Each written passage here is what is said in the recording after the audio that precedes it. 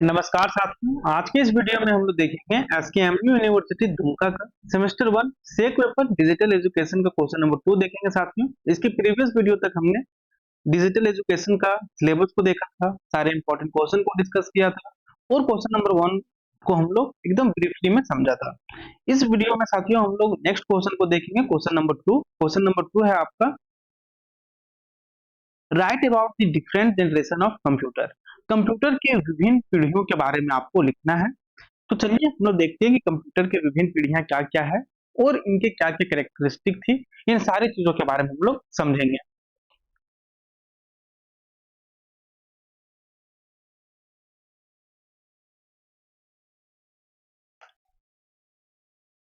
साथियों जो इसका कंप्लीट पीडीएफ है साथियों, ये आप हमारे टेलीग्राम चैनल, व्हाट्सएप चैनल में आप इसे डाउनलोड कर सकते हैं।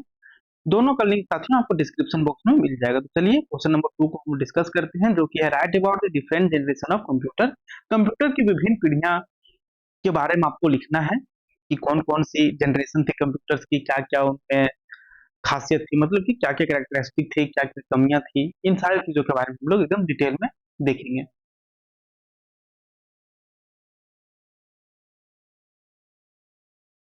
तो ये रहा क्वेश्चन साथियों आपका, right about the different generation of computer.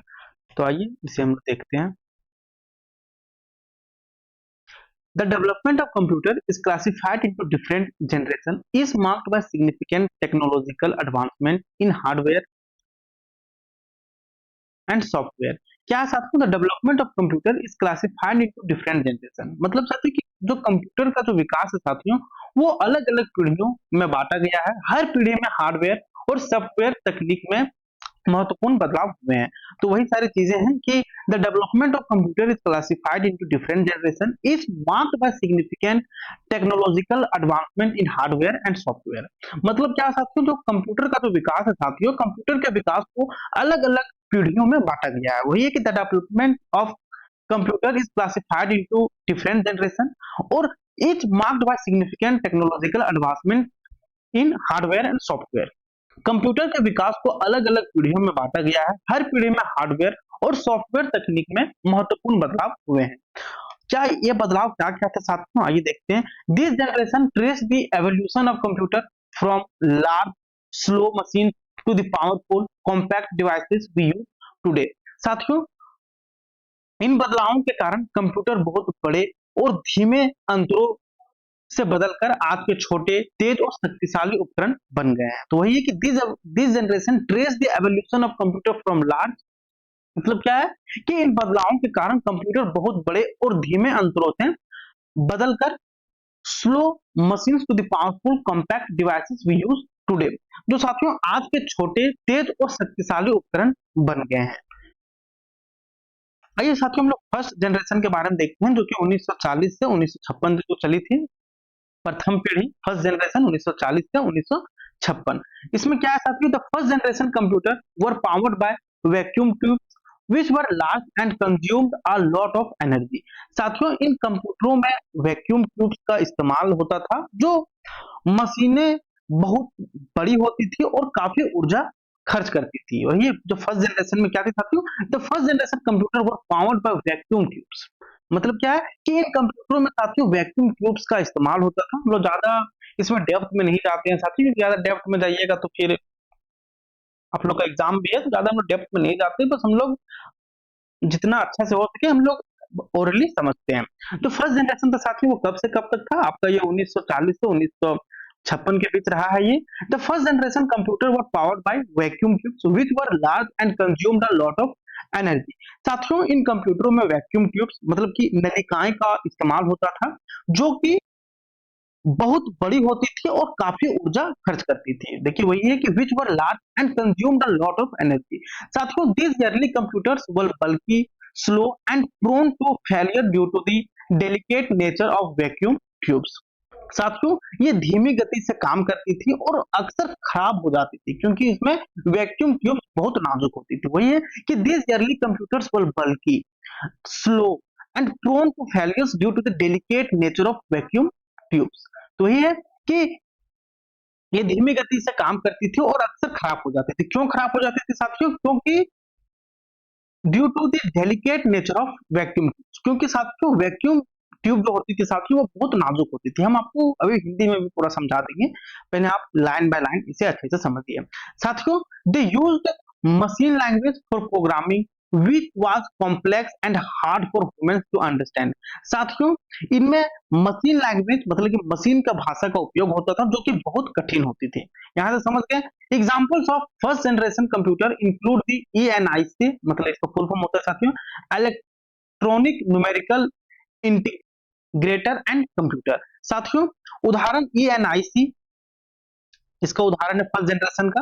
साथियों this computers were mainly used for calculation in scientific research and military application. और साथियों जो इनका उपयोग होती थी साथियों इनका उपयोग मुख्यतः वैज्ञानिक शोध और सैन्य कार्यों में होता था। तो वही है कि this computers were mainly used for calculation in कहां साइंटिफिक रिसर्च और कहां मिलिट्री एप्लीकेशन। इन जो फर्स्ट जनरेशन जो कंप्यूटर थे साथियों जो इनका उपयोग होती थी, जो इनका उपयोग मुख्यतः होती थी, इनका उपयोग साथियों वैज्ञानिक शोध और सैन्य कार्यों में होती थी। तो साथियों हम लोग क्या क्या देखें, सबसे पहले हम लोग जनरेशन ऑफ कंप्यूटर के बारे में समझे। क्या समझे कि कंप्यूटर के विकास साथियों अलग अलग पीढ़ियों में बांटा गया है, जो साथियों हर पीढ़ी में हार्डवेयर और सॉफ्टवेयर तकनीक में महत्वपूर्ण बदलाव हुए हैं। साथियों इन बदलावों के कारण कंप्यूटर बहुत बड़े और धीमे अंतरों से बदलकर क्या हुए, आज के छोटे तेज और शक्तिशाली उपकरण बन गए। इसके बाद हम लोग देखें साथियों फर्स्ट जनरेशन जो कि 1940 से 1956 तक क्या चली। इन कंप्यूटर में साथियों वैक्यूम ट्यूब्स मतलब कि नलिकाएं का इस्तेमाल होता था, जो साथियों ये मशीन बहुत बड़ी होती थी आज के कंपेयर में, और यह बहुत ऊर्जा खर्च करती थी। साथियों ये धीमी गति से काम करती थी और अक्सर खराब हो जाती थी क्योंकि इसमें वैक्यूम ट्यूब्स बहुत नाजुक होती थी। यहाँ तक क्लियर है साथियों। साथियों इनमें मशीन लैंग्वेज मतलब कि मशीन की भाषा का उपयोग होता था जो बहुत कठिन होती थी।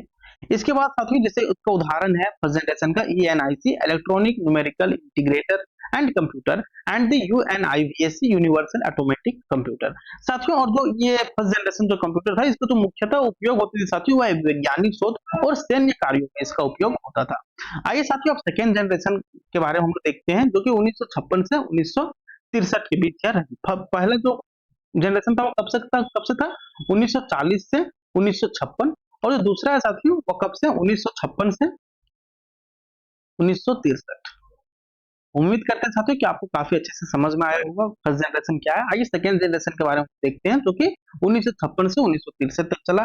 साथियों the second generation of computer replaced vacuum tubes with transistor.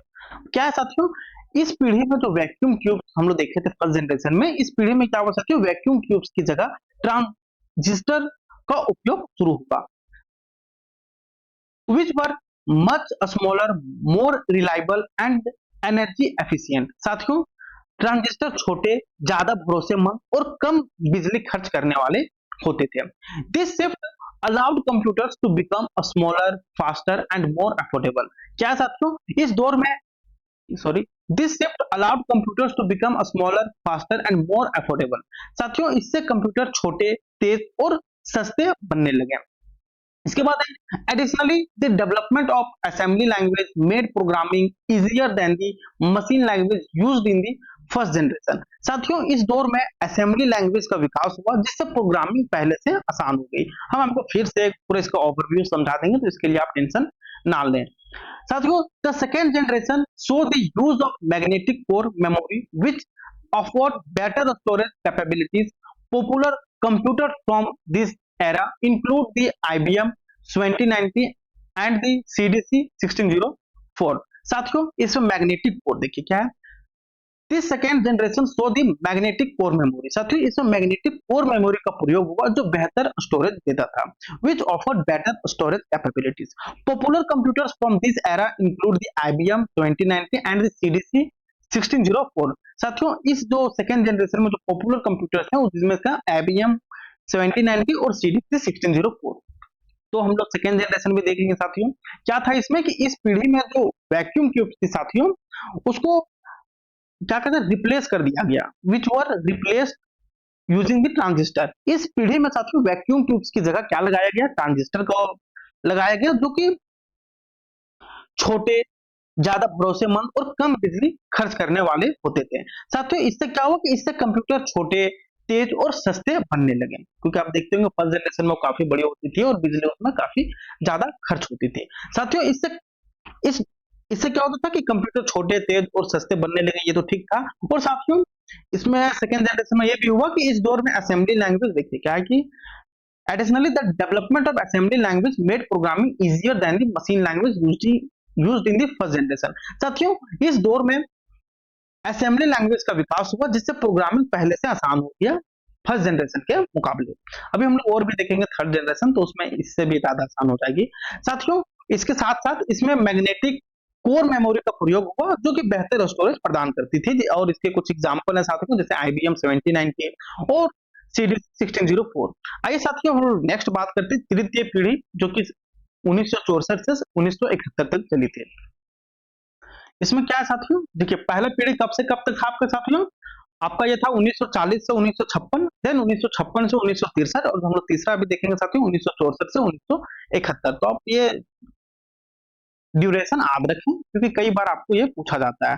साथियों the third generation of computer used integrated circuits which allowed for even more miniaturization and increased processing power।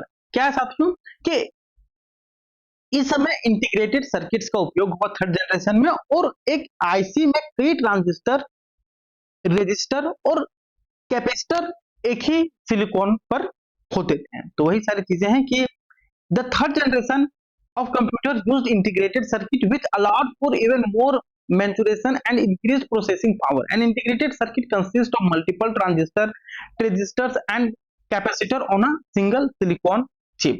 साथियों इस समय इंटीग्रेटेड थर्ड जनरेशन का बात कर रहे हैं कि थर्ड जनरेशन में साथियों इंटीग्रेटेड सर्किट्स का उपयोग शुरू हुआ, जो एक आईसी में कई ट्रांजिस्टर, रजिस्टर और कैपेसिटर एक ही सिलिकॉन पर चिपके होते थे।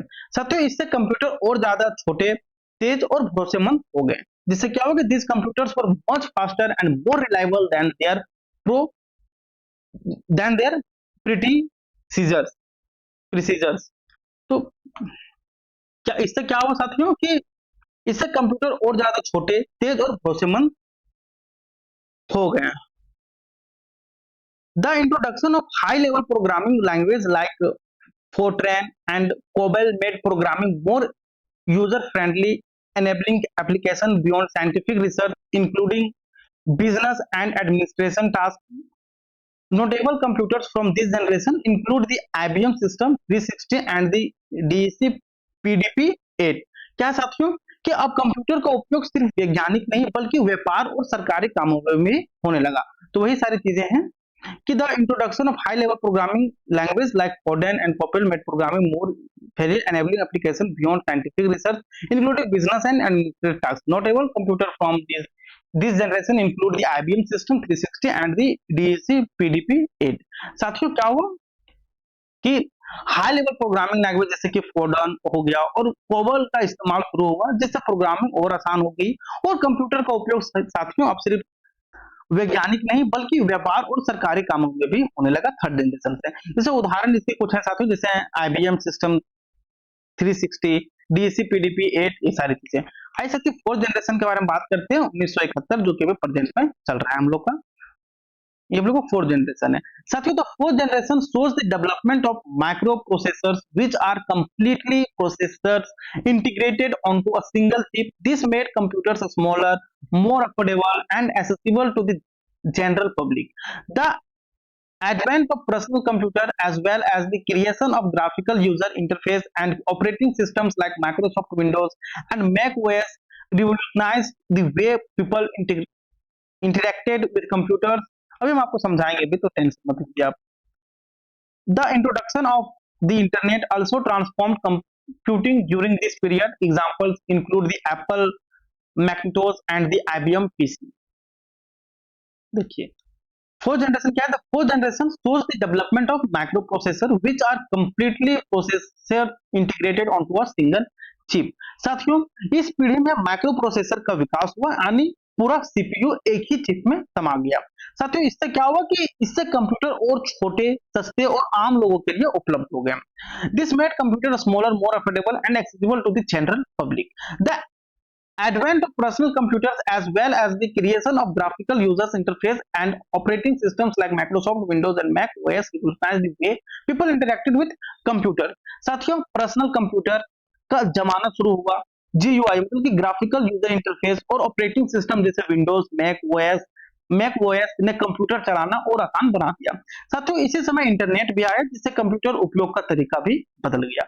उदाहरण है साथियों जैसे एप्पल मैकिंटोश और IBM PC।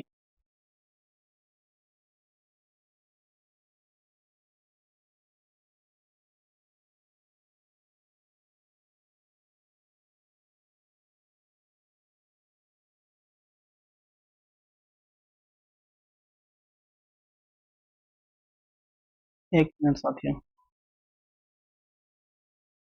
तो साथियों हम लोग फोर्थ जनरेशन देख लिया। आइए साथियों फिफ्थ जनरेशन देखते हैं जो कि है आपका प्रेजेंट और बियॉन्ड।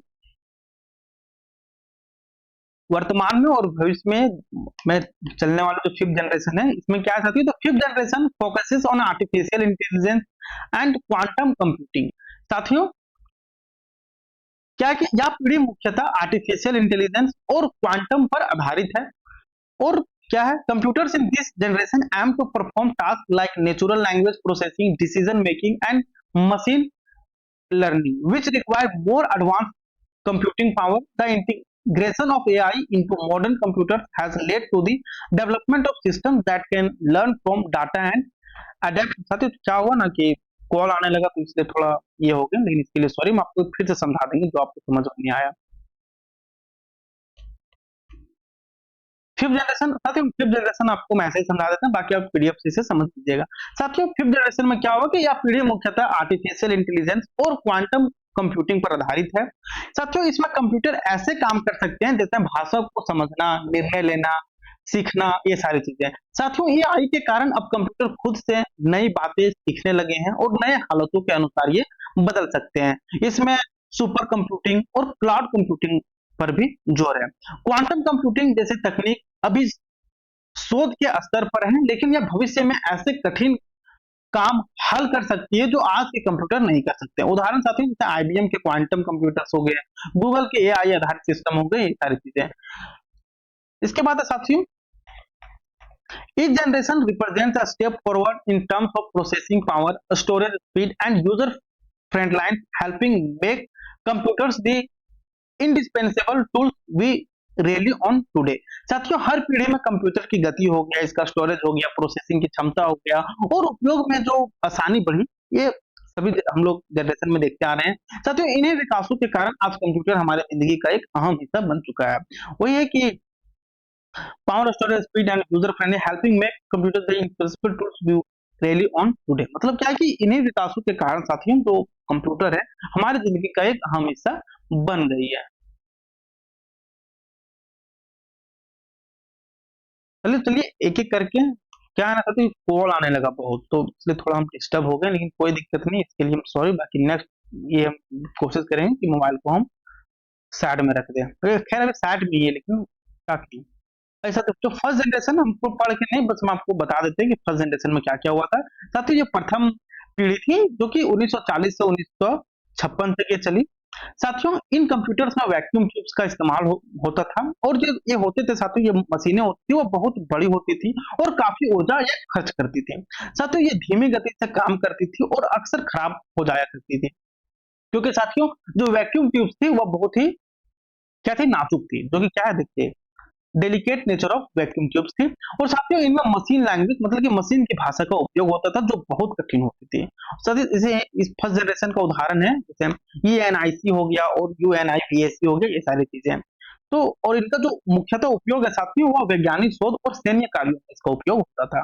तो कुछ कुछ जैसे बातें हैं जैसे कि इसका पीरियड, इसका ड्यूरेशन कब से 1940 से, इसका एग्जांपल फर्स्ट जनरेशन का ENIC और UNIVAC, और इसमें किस लैंग्वेज का प्रयोग होता था, मशीन लैंग्वेज का प्रयोग होता था जो कि काफी कठिन होती थी। और सेकंड जनरेशन क्या कब से कब तक था, 1956 से 1963 तक।